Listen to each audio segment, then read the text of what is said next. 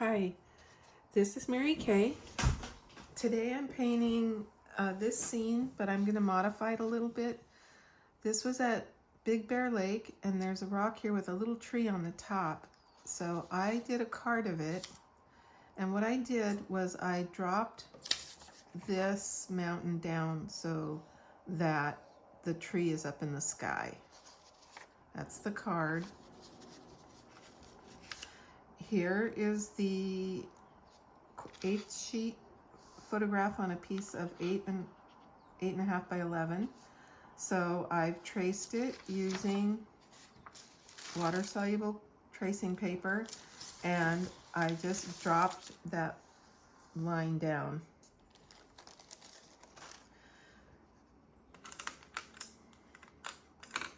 I need a different brush. I'm going to use my 3/4 inch on this one. 3/4 inch flat. I'm going to start with the sky. I'm going to wet it. I'm going to go right over that little tree. It's going to disappear, but I know where to put it.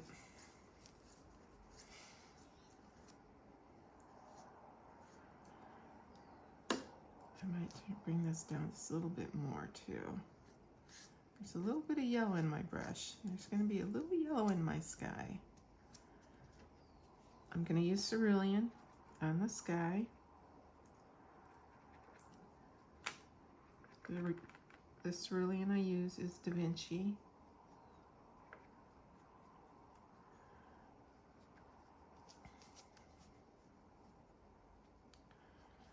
Starting in the corners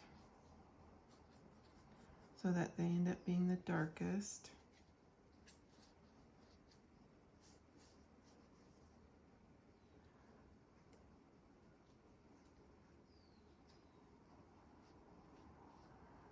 I want to have it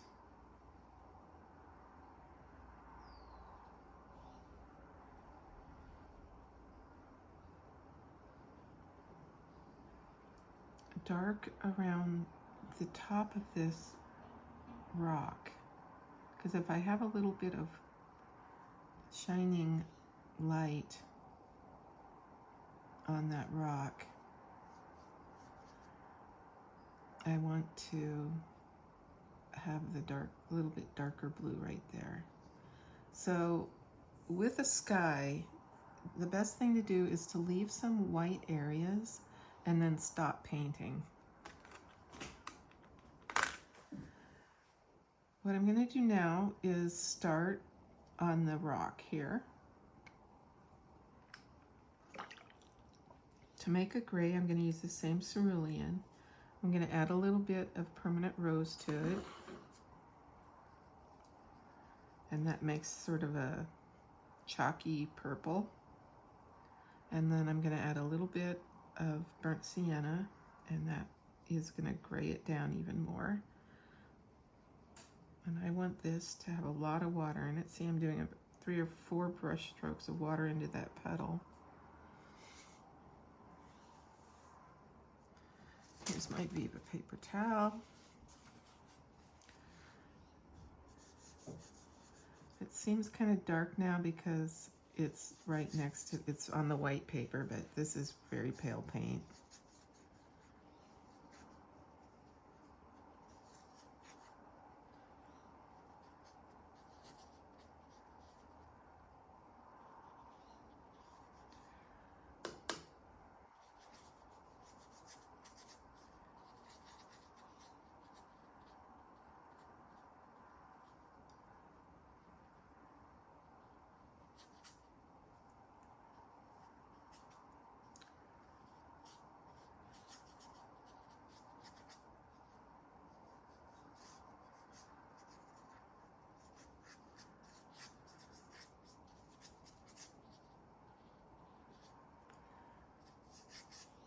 I have this area sort of dark right here. I'll just add a little water to that.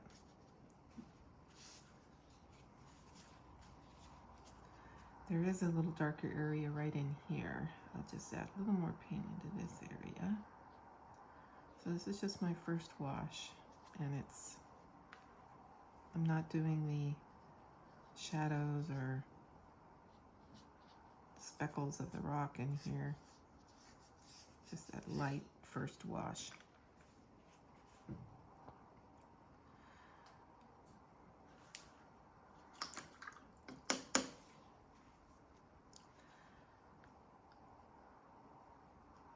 I'm trying to decide what to do because this is all wet and the sky is still wet.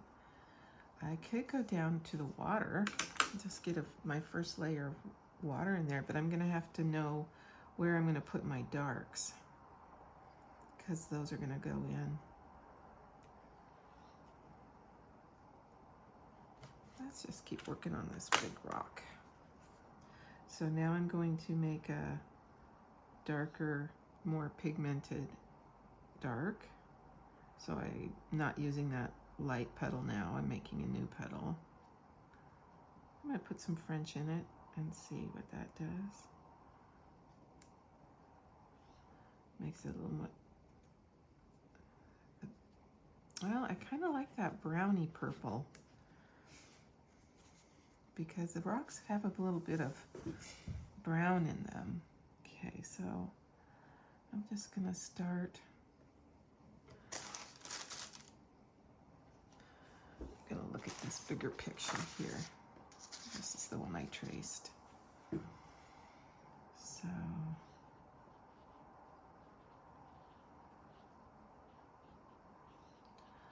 I'm looking at this picture and I'm looking at where the rock has these darker colors in it. And that's what I'm adding in right now is another layer here of these darks.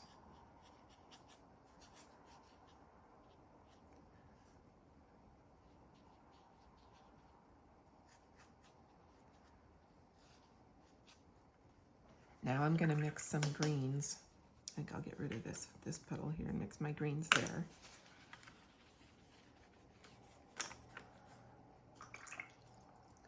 So I'm going to make two greens. I'm going to make light green, which is Antwerp, and yellow.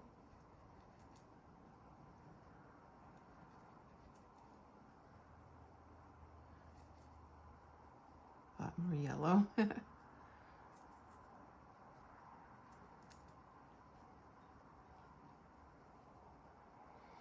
And I'm going to make a dark green, which is Antwerp and burnt sienna.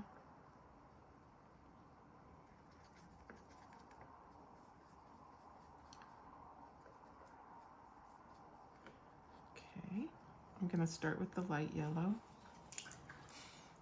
I'm going to make a little bit of it that's even more yellow because of the lichen on the rocks. So I'm just going to just put a little bit of lichen in this rock here. That's maybe a little much. I'll just dab some of that out. There's a little bit over here too.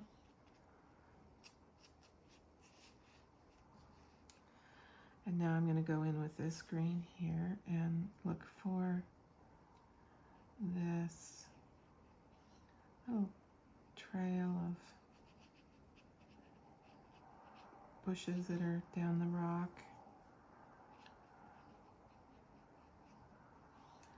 Goes all the way to the water line. So I'm just working on the rock, not the background right now.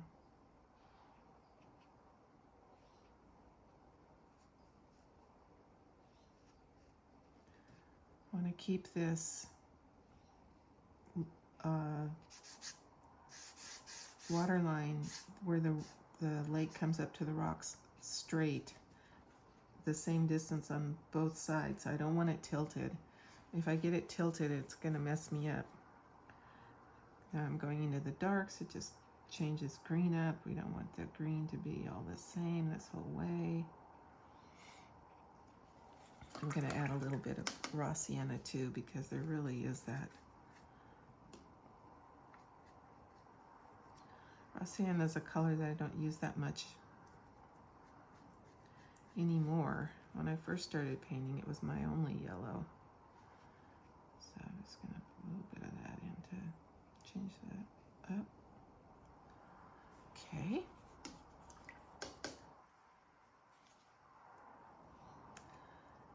This is drying pretty fast, so I'm going to go and make this my dark again. So starting with cerulean and permanent rose, I'm going to add burnt sienna to it, and then French ultramarine blue. I'm going to get a really nice dark shadow color here. Oh, that's nice. Okay. And now I'm going to, so there's a rock here, and it's this dark behind it that is making it show up.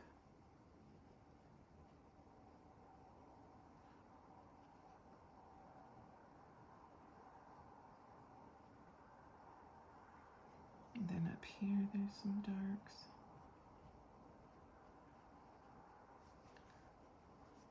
There's a crack over here. Just using the side of my brush, there's some darks down here at the water's edge.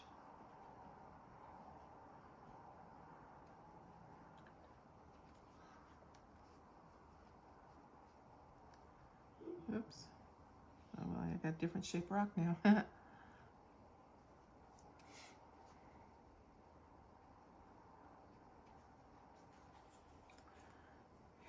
I just rinsed my brush out, and now I have a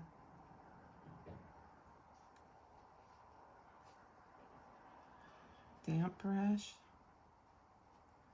Very little paint in it, so it's just picking up the colors.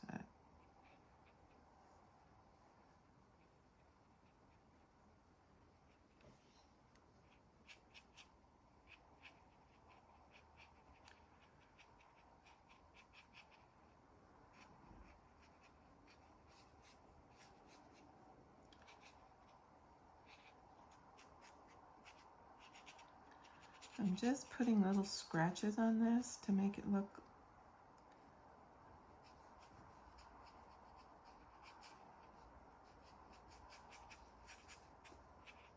like a rock up there.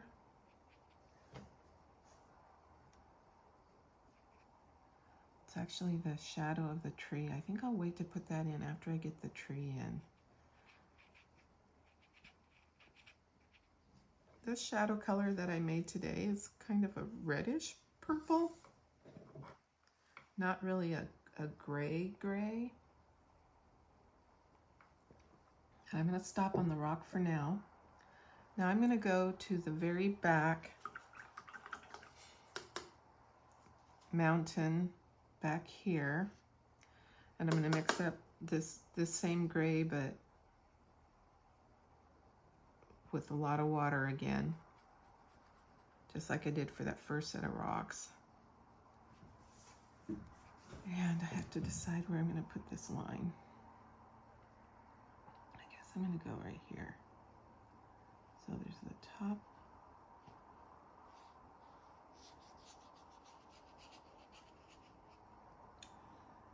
Now if I have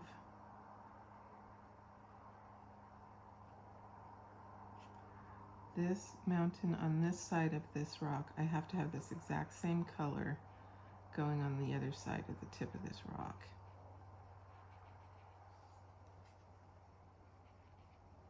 And there's some peaks right in here. I'm going to make that go up a little bit.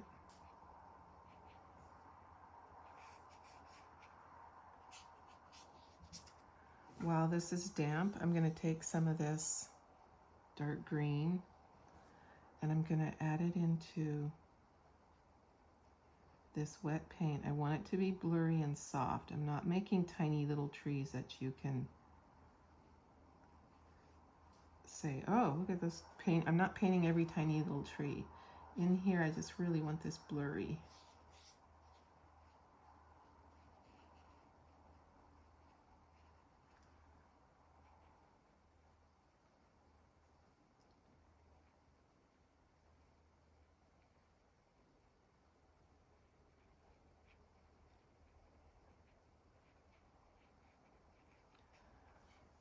I think I've gone over this part of the, rock here. Okay, that's how I'm going to treat that background. So those hills are softer than the colors in this rock, and that makes them farther in the background. I could have even gone lighter on that gray. And now I'm going to do this part of the foreground, or the background, which is this more light green. And it has some rock showing.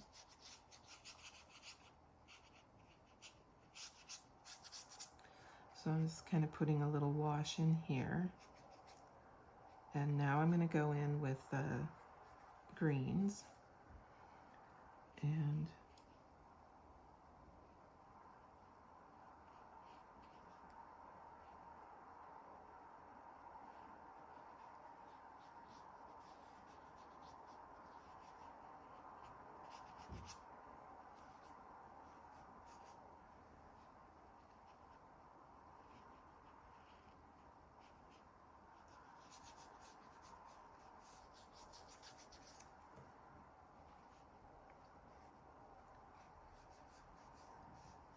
goes down behind those rocks. And over here then, oh, that's not the rock, it's right here. I'm gonna have to mat this so I have some of this taken out and very little of this taken out here. Okay, that's a green. I'm gonna put some of the raw sienna in here because some of that bushes will get that raw sienna look. So I'm not painting the details in the background. I'm just putting these colors in, and it makes you see.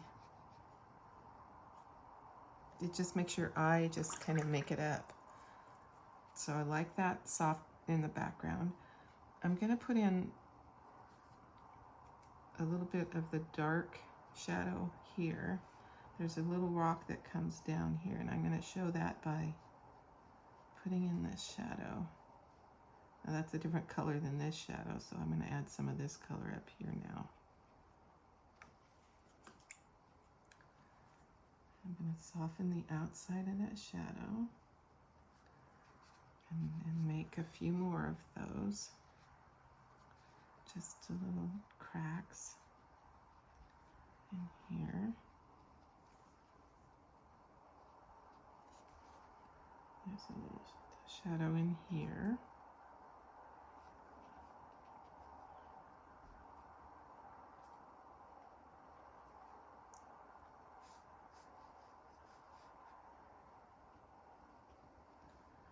And I'm going to try to flick.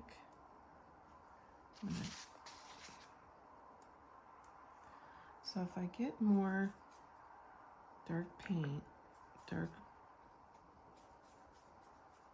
gray in my brush, and I just flick it like this,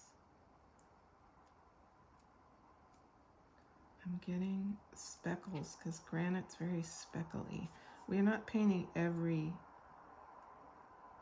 speckle in the granite. What we're doing is just getting our eyes to know that there's some speckles there. I'm going to put them up here too. Careful not to get... You can also use a toothbrush to get the speckles.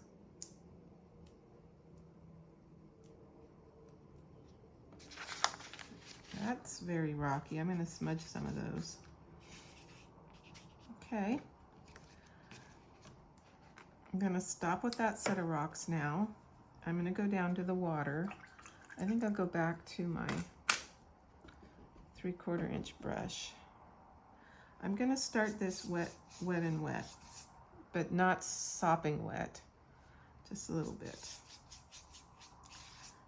And I'm going to wipe up a spot here in my palette. And now I'm going to make more cerulean blue. I'm going to start with that color. That's going to be my base color. And I want to look at this, and where I have light areas or green areas, I want to have that light area. I'm going to fill this in with some greens, so I'm not going to make that light of an area. But this part of the rock here is got a lot of light on it, so there I want to have white showing. And then the sides here, I just want to darken my corners, so make them, I don't want my eye going to the sides of the painting. It's a great time to sign it.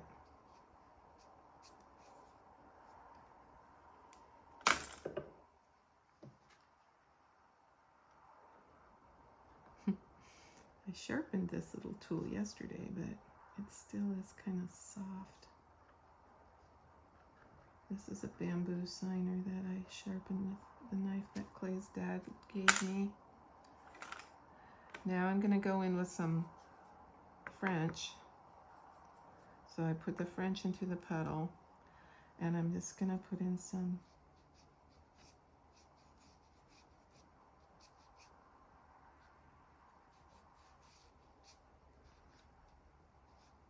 wavy, just these lines are all horizontal. Water has to be painted horizontally. So I'm not adding a lot of moisture to this painting right now.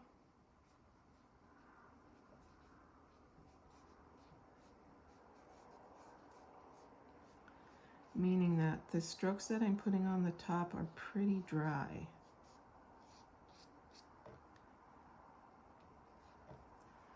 I can go in and put a little bit of these darks. So I need to make another little petal of that. So that's French, burnt, and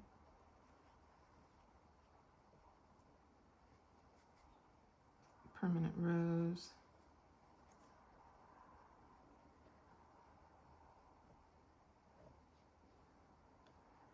Right where these rocks are overhanging, there's some darks right underneath them. Shadows on the water.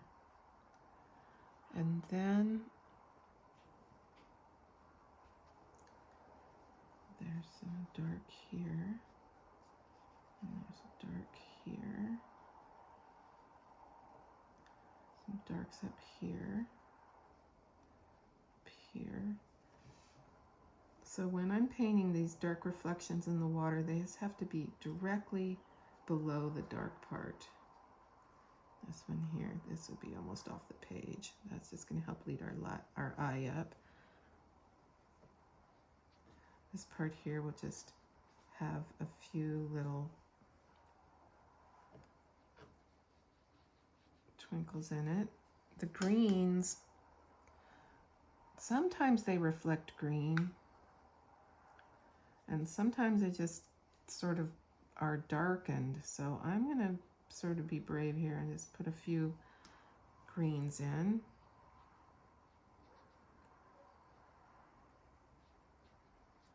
And that's all I'm going to do on this water right now.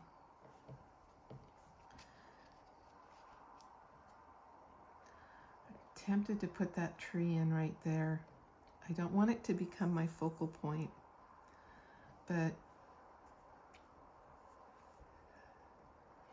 I have it in the card, but I put it on very lightly. I don't know if you can see it right there.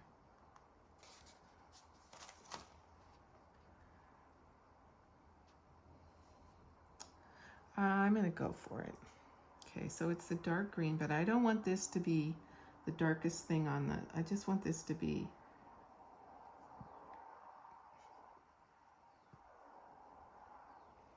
I don't want it to be super dark.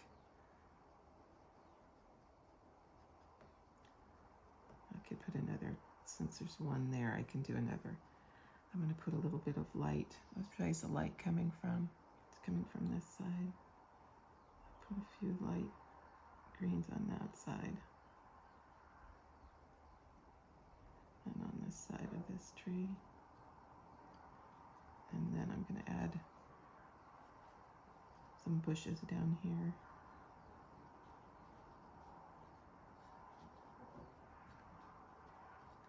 And I'm just going to color in this side. That's going to get matted out, but I don't want white on the edge of my paper. My eye will go out that way. Okay. These trees didn't turn out that good, but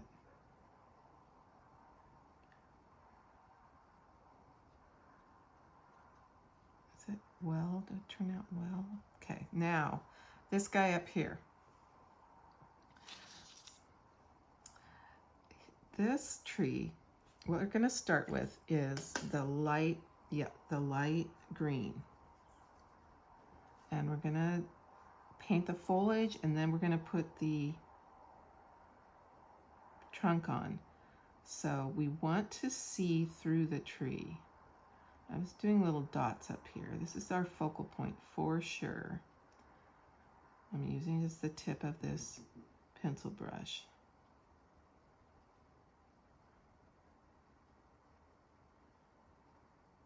And I don't want to make just a round tree. I want this thing to be see-through. I want it to be uneven. So once I have my light greens on, then I go in with the dark green, which is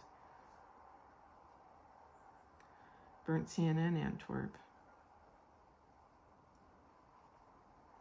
And I'm going to touch the bottoms of the light green while it's wet. And so that's going to, each little clump has like a dark side to it and a lighter side. And this tree has a big trunk going up to it. So I want to put a little bit more of that raw sienna. I didn't use much of it. I'm going to put it in here because the trees in the Sierras right now are almost all having disease, and they're suffering from the heat. See how I have holes in there so you can see through this tree? I think I'm going to leave it. Now I'm going to take my tiny little brush and I'm going to either use that dark that I already had or just use sepia. Just want a really almost dark blackish brown. And the trunk just starts right at the top of this. It's just growing right out of the top. And I don't want my trunk to be straight up. I want to have like a twisty old trunk that breaks off and goes to each of these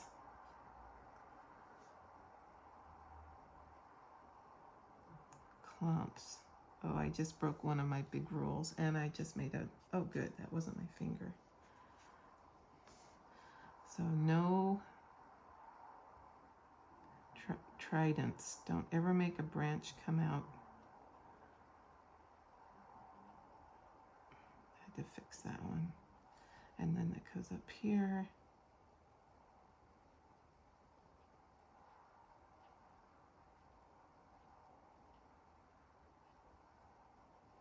Can have some dead branches sticking out. That's always nice.